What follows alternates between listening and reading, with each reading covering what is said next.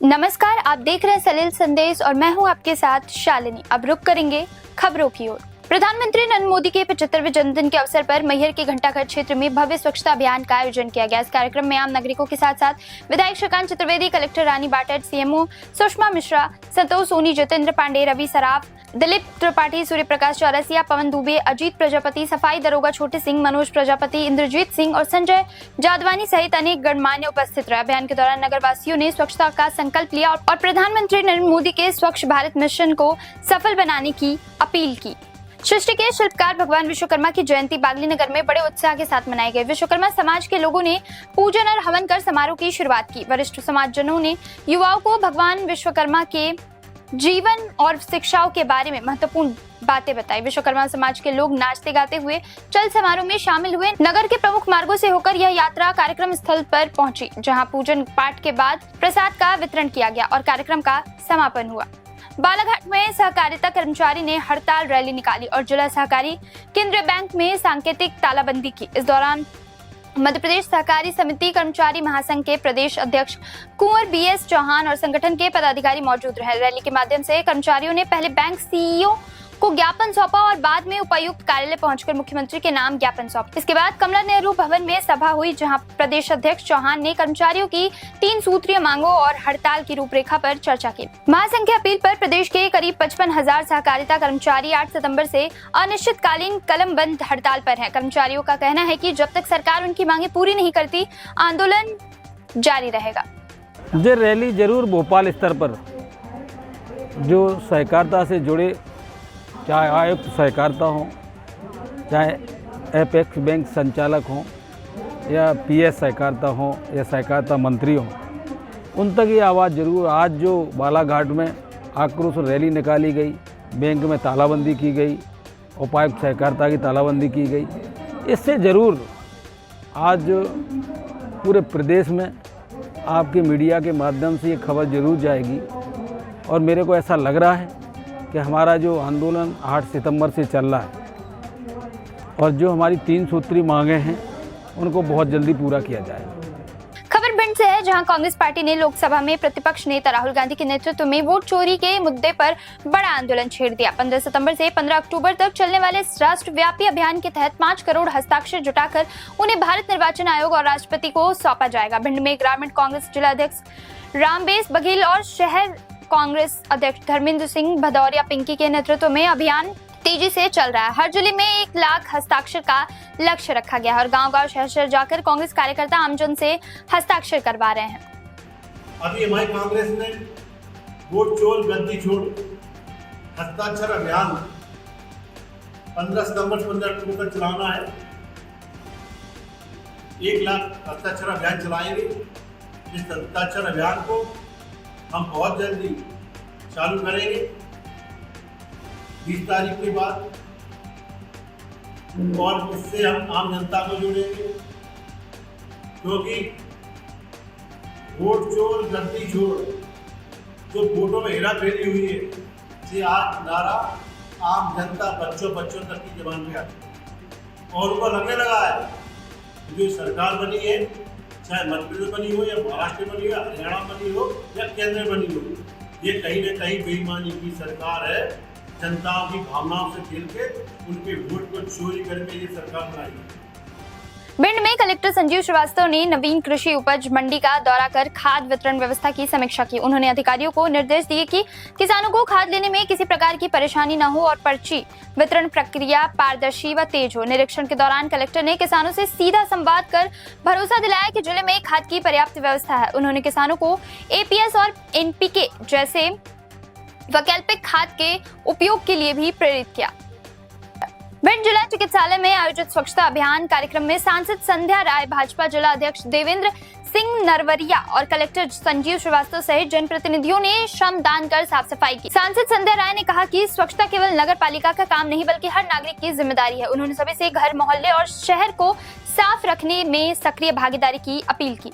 दमोह लोकायुक्त सागर की टीम ने आरईएस के उपयंत्री राजेंद्र सिंह को 20,000 रुपए की रिश्वत लेते हुए रंगे हाथ पकड़ा। कार्रवाई अभिनव होम्स स्थित उनके निवास पर की गई। शिकायतकर्ता लीला गोंड, सरपंच ग्राम पंचायत वरमासा ने बताया कि उपयंत्री ने 50,000 रुपए की मांग की थी। पहले 10,000 देने के बाद मंगलवार को 20,000 की दूसरी किस्त देते ही टीम ने दाबिश देकर आरोपी को गिरफ्तार कर लिया।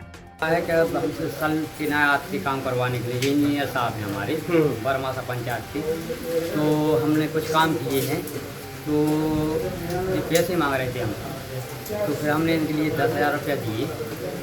फिर 10,000 देने के बाद फिर हमने शिकायत की सागर में की, सागर से फिर आवेदन किया हमने, फिर हम लोग के साथ आए, हमने इनको 20,000 रुपया दिए आज, तो टीम ने पकड़ लिया। मनो बात एक थी कि 50,000 मांग रहे थे, हमारे पास 20। आवेदक लीला गौड़ जो कि ग्राम पंचायत बरमासा इसके सरपंच के पद पर पदस्थ हैं, इनके द्वारा लोकायुक्त कार्यालय में आवेदन दिया गया था कि इनके ग्राम पंचायत में पुलिया निर्माण, बाउंड्री निर्माण और टंकी निर्माण ये कार्य कराए गए हैं, जिसकी MB बुक लिखने के एवज में जो उपयंत्री हैं ग्रामीण यांत्रिकी सेवा के राजेंद्र सिंह ठाकुर, इनके द्वारा 50,000 रुपये रिश्वत की मांग की जा रही है। इस आवेदन पर आवेदन का सत्यापन कराया गया, जो सत्यापन के दौरान शिकायत सही होना पाया गया। इस सत्यापन के बाद इनको आज दिनांक को 20,000 रुपये रिश्वत राशि देते हुए ट्रैप की कार्रवाई की गई है। मैहर नवागत पुलिस अधीक्षक अवधेश प्रताप सिंह ने मां शारदा मंदिर पहुंचकर मां के दर्शन किए और माथा टेका। SP सिंह ने अधिकारियों के साथ सुरक्षा व्यवस्था और यात्रियों के सुगम दर्शन को लेकर चर्चा कर आवश्यक दिशा निर्देश दिए। इस मौके पर नगर पुलिस अधीक्षक महेंद्र सिंह चौहान सहित पुलिस टीम भी मौजूद रही। नागदा जयपुर में आयोजित लायंस बहुप्रांत 3,233 की पहली बैठक में प्रांत 3,233 G2 के द्वितीय उप प्रांतपाल और संस्था स्नेह के संस्थापक लायन डॉक्टर पंकज मारू को उत्कृष्ट प्रस्तुति और सेवा के प्रति समर्पण के लिए प्रथम पुरस्कार से सम्मानित किया गया। मारू ने नए सदस्यों के प्रशिक्षण, दिव्यांगजन सशक्तिकरण, अभिमन्यु को बचाओ अभियान, मानसिक स्वास्थ्य एवं कल्याण जैसे कार्यक्रमों पर आगामी वर्ष की कार्ययोजनाओं की प्रस्तुति की। बैठक में मध्य प्रदेश, राजस्थान और छत्तीसगढ़ के 875 लायंस क्लबों के प्रतिनिधि भी मौजूद रहे। खबर रीवा जिले के त्योंथर से है, जहां प्रयागराज से रीवा आगमन के दौरान चाक घाट बॉर्डर में मध्य प्रदेश कांग्रेस अध्यक्ष जीतू पटवारी का गर्मजोशी के साथ कार्यकर्ताओं ने जोरदार स्वागत किया। इस दौरान चाक घाट बॉर्डर में संचालित एक ढाबे में पहुंचकर जीतू पटवारी ने तंदूर रोटियां भी बनाई है, जहां कार्यकर्ताओं में भारी उत्साह देखा गया। जानकारी के अनुसार विंध्य के कदावर नेता श्रीयुत श्रीनिवास तिवारी के जयंती कार्यक्रम में शामिल होने के लिए रीवा जा रहे थे। रीवा जिले के सागर थाना अंतर्गत ग्राम कपूरी पोस्ट सथनी का 17 वर्षीय अर्पित विश्वकर्मा 12 सितंबर से लापता है। 5 दिन बीत जाने के बाद भी पुलिस उसके बारे में कोई ठोस सुराग नहीं जुटा पाई। अर्पित की मां का कहना है कि आखिरी बार अर्पित ने कहा था जल्द ही लौटूंगा, अब तक उसका चेहरा देखने को तरस गई हूँ। पिता सूर्य प्रकाश विश्वकर्मा ने आरोप लगाया है कि पुलिस ने रिपोर्ट दर्ज कराने के बावजूद कॉल डिटेल नहीं निकाली और कोई ठोस कार्रवाई नहीं की। परिजन बताते हैं कि अर्पित 12 सितंबर की रात 10 से 12 बजे के बीच गांव में 2 दोस्तों से मिलने गया था। इसके बाद वह घर वापस नहीं लौटा। CSP राजीव पाठक की चुप्पी ने परिवार के दर्द को और बढ़ा दिया है। सवाल उठ रहे हैं कि क्या नाबालिग की सुरक्षा के मामले में जांच जारी है या केवल कह देना ही पर्याप्त है। उसको ढूंढ कर लाएं कहीं, कैसा भी है मुझे चाहिए ये करे। और मतलब 2 दिन तो ये सोचे, एक रात में ये सोचे मैंने कि कहीं जन्मदिन में गया होगा, ठीक है, उस दिन नहीं किए। दूसरे दिन से उसका ढूंढना शुरू किए, तीसरे दिन रिपोर्ट डाले, आए मौका बस करे सगरा थाना, बाकी के फिर कोई कार्रवाई नहीं होगा। मेरी कार्रवाई है, मेरा बच्चा मिलना चाहिए, कैसे हालत में है, कहाँ, बस इसके न्याय में। हमारा बच्चा जिंदा चाहिए, हमें पुलिस प्रशासन से यही चाहिए और कुछ नहीं चाहिए, और जल्द से जल्द कार्रवाई हो। अब क्या लगता है सर, अपहरण हुआ है, घर 10 बजे से अपहरण हुआ, 10 बजे के बाद वो घर ही नहीं आए, 5 दिन हो गए, 5-6 दिन हो गए हैं, कोई कार्रवाई नहीं होगी। पुलिस प्रशासन के पास जाते हैं तो बोलते हैं कल आऊँगा, फिर कल के बाद कोई वो नहीं होता है, फिर बोलते हैं सुबह आऊँगा, शाम को आऊँगा, ऐसा हो रहा है सर। जी मोबाइल बंद हो गई है, 10 ही बजे बंद हो गई, 10:27। मांग सर, हमारे लड़के का अपहरण हुआ है 12 तारीख को रात के 10 बजे, 9:30 बजे तक तो पता थी गाँव में है, लेकिन 10 बजे के बाद नहीं पता कहाँ है। और हमारे चाचा का लड़का भी था, वो बोला, उससे पूछे तो बोले कि हमारे साथ 9:30 बजे तक था, और 10 बजे के बाद उसका पता नहीं कहाँ है, कोई पता नहीं, ना कोई जानकारी है। सर हम चाहते हैं कि उसकी जांच पड़ताल जल्द से जल्द की जाए, उसको ढूंढा जाए। आज 4 दिन हुआ, 5वें दिन में पुलिस ने अभी तक कुछ भी नहीं किया, कुछ नहीं किया, कौनो कार्रवाई नहीं सर। थाने में बोले कि कार्रवाई चालू है, लेकिन अभी तक कोई कार्रवाई नहीं चालू। जी हाँ, हुई बात। एसपी साहब से बात हुई तो बताए सर उनसे, तो बोले कि सब कार्रवाई चालू है और जल्द से जल्द कार्रवाई के निराकरण निकल आएगा।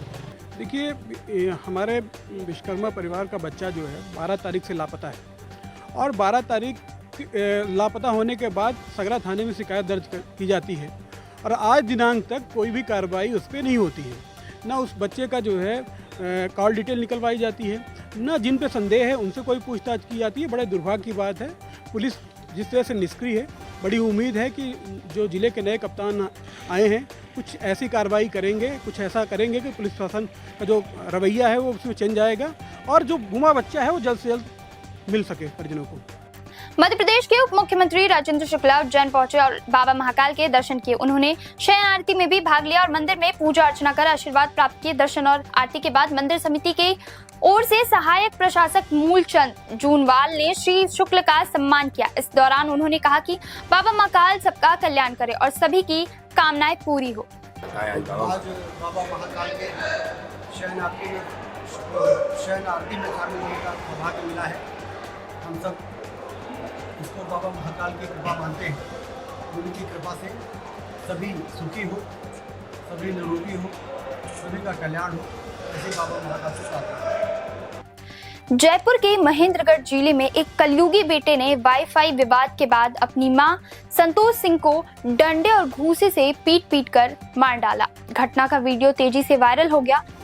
पीड़ित महिला को अस्पताल ले जाया गया, जहां उन्हें मृत घोषित कर दिया गया। बड़े बेटे ओमपाल की शिकायत पर पुलिस ने आरोपी नवीन को गिरफ्तार कर हत्या का मामला दर्ज किया। डीसीपी वेस्ट जयपुर हनुमान प्रसाद ने बताया कि आरोपी की गुस्सैल प्रवृत्ति और पिछली दहेज प्रताड़ना की घटनाएं भी सामने आई है।